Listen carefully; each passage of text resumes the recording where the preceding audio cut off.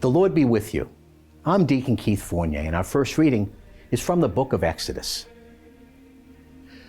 The Lord said to Moses and Aaron in the land of Egypt, "This month is to be the first of all the others for you, the first month of your year.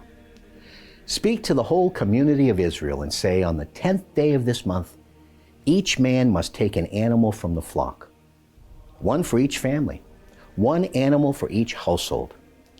If the household is too small to eat the animal, a man must join with his neighbor, the nearest to his house, as the number of persons requires. You must take into account what each can eat in deciding the number for the animal. It must be an animal without blemish, a male, 1 year old. You may take it from either sheep or goats. You must keep it till the 14th day of the month, when the whole assembly of the community of Israel shall slaughter it between the 2 evenings. Some of the blood must then be taken and put on the 2 doorposts and the lintel of the houses where it is eaten. That night the flesh is to be eaten, roasted over the fire. It must be eaten with unleavened bread and bitter herbs. You shall eat it like this, with a girdle round your waist, sandals on your feet, a staff in your hand. You shall eat it hastily. It is a Passover in honor of the Lord. That night I will go through the land of Egypt and strike down all the firstborn in the land of Egypt, man and beast alike, and I shall deal out punishment to all the gods of Egypt. I am the Lord. The blood shall serve to mark the houses that you live in. When I see the blood, I will pass over you, and you shall escape the destroying plague when I strike the land of Egypt. This day is to be a day of remembrance for you, and you must celebrate it as a feast in the Lord's honor. For all generations you are to declare it a day of festival forever."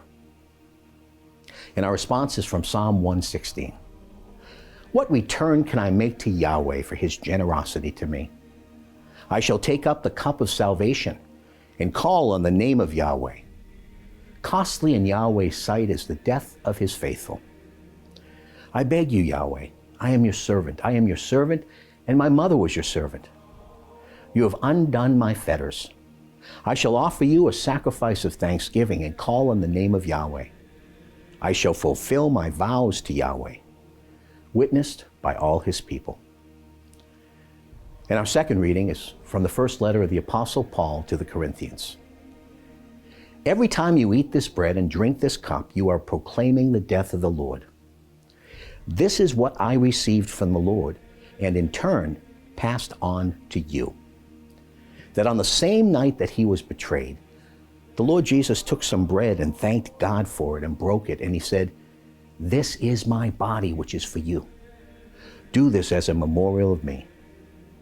In the same way, he took the cup after supper and said, "This cup is the new covenant in my blood. Whenever you drink it, do this as a memorial of me. Until the Lord comes, therefore, every time you eat this bread and drink this cup, you are proclaiming his death." A reading from the Holy Gospel according to St. John. Now Jesus showed how perfect his love was. It was before the festival of the Passover, and Jesus knew that the hour had come for him to pass from this world to the Father. He'd always loved those who were his in the world, but now he showed how perfect his love was. They were at supper, and the devil had already put it into the mind of Judas Iscariot, son of Simon, to betray him. Jesus knew that the Father had put everything into his hands and that he had come from God and was returning to God.